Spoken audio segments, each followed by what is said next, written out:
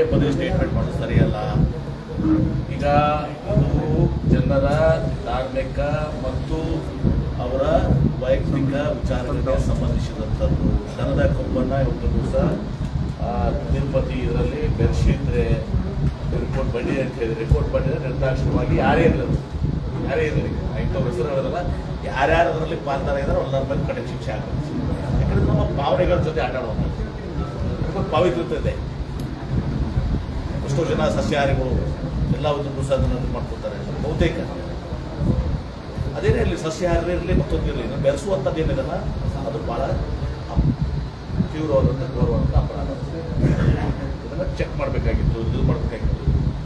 ನಾನು ಈ ಸಂದರ್ಭದಾಗ ಇವ್ರು ಸ್ಮರಣೆ ಮಾಡ್ತೀನಿ. ನಮ್ಮ ಕನ್ನಡ ಸ್ವಾಮೀಜಿಯವರು ಹೇಳ್ತಿರ್ತಾರೆ ಪದೇ ಪದೇ ಇದನ್ನು ಈ ಎಲ್ಲ ಏನೇನು ಆಗ್ತಿರ್ತವೆ ಅಂತೇಳಿ. ಹಾಗಾಗಿ ಇದರಲ್ಲಿ ಯಾರೇ ಇದ್ರ ಹಿಂದಿದ್ರೆ ಅದು ರಿಪೋರ್ಟ್ ಬಂದಿದ್ರೆ ರಿಪೋರ್ಟ್ನಲ್ಲಿ ಸಿಗಿದ್ರೆ ಅದರಲ್ಲಿ ಯಾರ್ಯಾರು ಇನ್ವಾಲ್ವ್ ಆಗಿದ್ದಾರೆ, ಯಾರು ಇನ್ವಾಲ್ವ್ ಆಗಿದ್ರು ನಮ್ಗೆ ಗೊತ್ತಿಲ್ಲ. ಯಾರು ಇನ್ವಾಲ್ವ್ ಆಗಿದಾರೋ ಅವ್ರ ಮೇಲೆ ನಿರ್ದಾಕ್ಷಿಣ್ಯವಾಗಿ ಕ್ರಮ ತೆಗೆದುಕೊಂಡು ಸರಿ. ವಿಜಯಪುರ ನೂತನ ಜಿಲ್ಲಾ ಅವ್ರು ಈಗ ಮಾಡಿದ್ದೀವಿ. ಈಗ ಟೆಂಡರ್ ಕರಿತೀವಿ. ಟೆಂಡರ್ ಕರೆದು 1,10,10,000 ಸ್ಕ್ವೇರ್ ಫೀಟ್ ಇರ್ತದೆ. ಸ್ಟೇಟ್ ಲೈನ್ ಮಾಡ್ತೀವಿ. ಭಾಳ ದಿನದಿಂದ ಪೆಂಡಿಂಗ್ ಇರುತ್ತೆ. ನಾನೇ 2017ರಲ್ಲಿ 18ರಲ್ಲಿ ಸಿದ್ದರಾಮಯ್ಯ ಕಡೆ ಇದು ಮಾಡಿದ್ವಿ. ತದನಂತರ ಒಮ್ಮೆ ಬೊಮ್ಮಾಯಿಯವರು ಒಂದು ನಾವು ಫೌಂಡೇಶನ್ ಲೇ ಮಾಡಿದ್ದು ಗೊತ್ತಿರಲಿಲ್ಲ. ಅವ್ರು ನಾನು ಹೇಳಿದೆ ನಾವು ಫೌಂಡೇಶನ್ ಹಾಕಿದ್ದೀವಿ, ಅದನ್ನು ಮತ್ತೆ ಎತ್ಕೊಂಡಿದ್ದೀರಲ್ಲ ಅಂತೇಳಿ.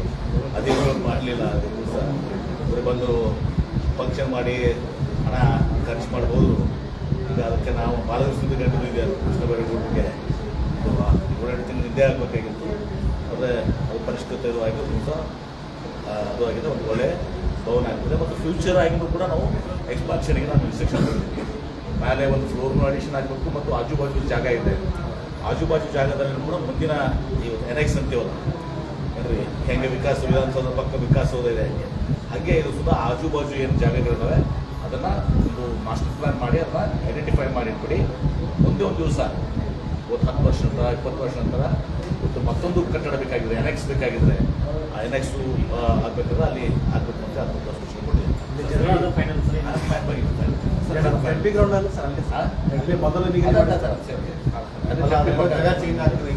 ಯಾರು ಯಾವುದು ಯಾಕೆ ಚೇಂಜ್ ಮಾಡೋದು ಅದು ಒಳ್ಳೇದಿಲ್ಲ ಸರ್. ಅಲ್ಲಿ ಸರ್ ಈಗ RCB ಅಂತ ಹೇಳಿ ಈಗ ರಾಯಣ್ಣ ಬ್ರಿಗೇಡ್ ಮತ್ತು ರಾಯಣ್ಣ ಚಂಗಮ್ಮ ಬ್ರಿಗೇಡ್ ಈಶ್ವರಪ್ಪ ಅವರು ಮತ್ತೆ ಮಾಡಿದವ್ರು ಕೇಳಿದ್ರು. ಅಲ್ಲಲ್ಲ ಸರ್, ಇದೇನು ಮತ್ತೆ ಈಗ ಯಾಕಂದ್ರೆ ಒಂದು ಐದ ಹೋರಾಟ ಶುರುವಾಯಿತು. ಅದೇ ರೀತಿ ಮತ್ತೆ ನಾನು ನೋ ಕಮೆಂಟ್ಸ್ ಮಾಡಿದವ್ರು ನಾನು ಯಾರು ಮಾಡಿದ್ದಾರೆ ಏನು ನಮ್ಗೆ ಗೊತ್ತೂ ಇಲ್ಲ. ನೀವು ಮಾಡಿದವ್ರು ಅಂತ ಹೇಳಿದ್ರೆ ಮಾಡಿದವ್ರಿಗೆ ಹೋಗಿ ಕೇಳಿ. ಸಿದ್ದರಾಮಯ್ಯ ಯಾವಾಗ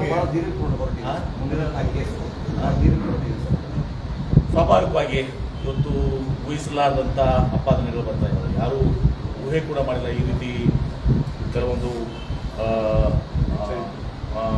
ಕೆಲಸಗಳ ಮಾಡಲಿಕ್ಕೆ ಸಾಧ್ಯ ಇಲ್ಲ ಅಂತ ಹೇಳಿ. ಅಂಥವೆಲ್ಲವೂ ಕೂಡ ಇದು ಹೊರಗೆ ಬರ್ತದೆ. ತನಿಖೆ ಆಗಲಿ, ತನಿಖೆ ನಡೆದಿದೆ. ಇಲ್ಲ ತನಿಖೆ ಆದರೆ ಅದರಲ್ಲಿ ನಿಜವಾಗಿಯೂ ಕೂಡ ಆ ರೀತಿ ಊಹಿಸಲಾರದಂಥ ಒಂದು ಘೋರವಾದಂಥ ಒಂದು ಕೃತ್ಯವನ್ನು ಮಾಡಿದರೆ ನಿರ್ದಾಕ್ಷಿಣ್ಯವಾಗಿ ಇವ್ರ ಮೇಲೆ ಕ್ರಮ ಆಗಬೇಕಾಗ್ತದೆ. ತನಿಖೆ ನಡೆದಿರೋದು ನನ್ನ ಅಭಿಮಾನ. ತನಿಖೆ ಆಗಲಿ, ಇವ್ರ ಮೇಲೆ ಕ್ರಮ ಆಗಲಿ. ಸರ್ ಯಾರು ಊಹೆನೂ ಮಾಡೋಕ್ಕೆ ಸಾಧ್ಯ ಇಲ್ಲ ಇರ್ತಾರಲ್ಲ ಕೂಡ. ನಾನು ಫಸ್ಟ್ ಟೈಮ್ ನಾನು ಗಾಬರಿ ಆದ ಇದನ್ನು ನೋಡೋಂತ ಕೇಳಿದ್ದೆ. ಸರ್ ಟೋಟಲ್ ಏನಂತಂದ್ರೆ ಈ ರೈಟ್ ನಂಬರ್ ಕೇಸ್ ಭಾಳ ರಾಜ್ಯದಲ್ಲಿ ಟಾರ್ಗೆಟ್ ಮಾಡೋದು. ಈ ರೈಟ್ ನಂಬರ್ ಕೇಸ್ ಜಾಸ್ತಿ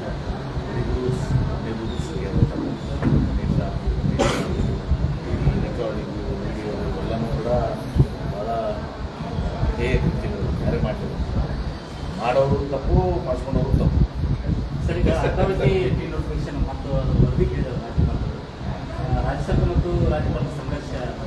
ಅದು ರಾಜ್ಯಪಾಲರು ರಾಜ್ಯ ಸರ್ಕಾರದ ಜೊತೆ ಸಂಘರ್ಷದ ಪ್ರಶ್ನೆ ಬರೋಲ್ಲ. ರಾಜ್ಯ ಸರ್ಕಾರ ಇವತ್ತು ತನ್ನ ಕೆಲಸಗಳನ್ನ ದೈನಂದಿನ ಕೆಲಸಗಳನ್ನ ಮಾಡ್ತಿದ್ದೇವೆ.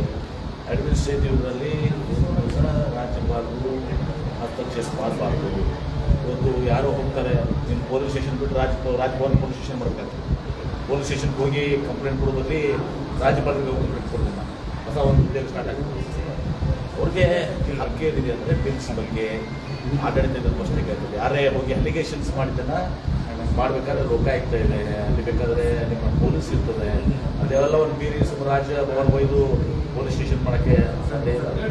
ಬೇರೆ ಯಾವ ಕೇಸ್ಗಳು ಬರೋದಿಲ್ಲ ಸರ್, ಬರೀ ಕೇವಲ ಬಿಜೆಪಿ ಮಾತ್ರ ಈ ರೀತಿ ಕೊಲ್ಕತ್ತಾದಾಗ ಪ್ರಿನ್ಸಿಪಲ್ ಆಗಿದೆ, ಬೇರೆ ಬೇರೆ ಕಡೆ ದಿಲ್ಲಿನ ಲೆಫ್ಟಿನೆಂಟ್ ಗವರ್ನರ್ ಆಗಿತ್ತು.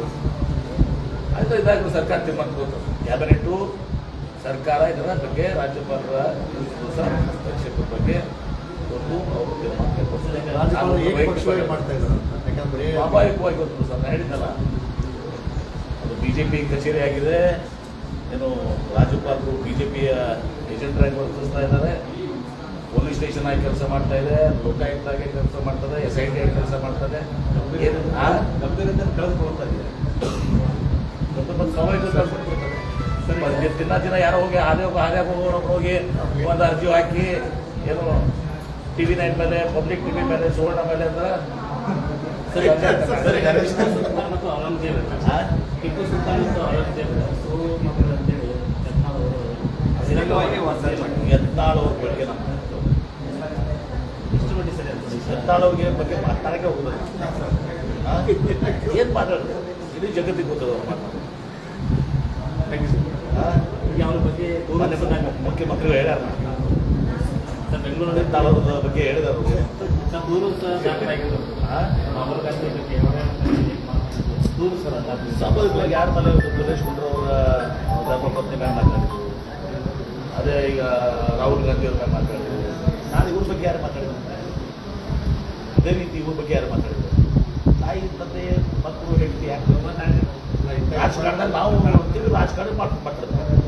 ನಿಮ್ಮ ಕುಟುಂಬದವ್ರನ್ನ ಹೆಂಡತಿ ಮಕ್ಕಳು ತಾಯಿ ಮಗಳು ಮಗ ಸರಿ. ನಾನು ಇಂಥ FIR ಎಲ್ಲ ನಾನು ಬರಲ್ಲ ಕಾನೂನು ಮಾಡಿದ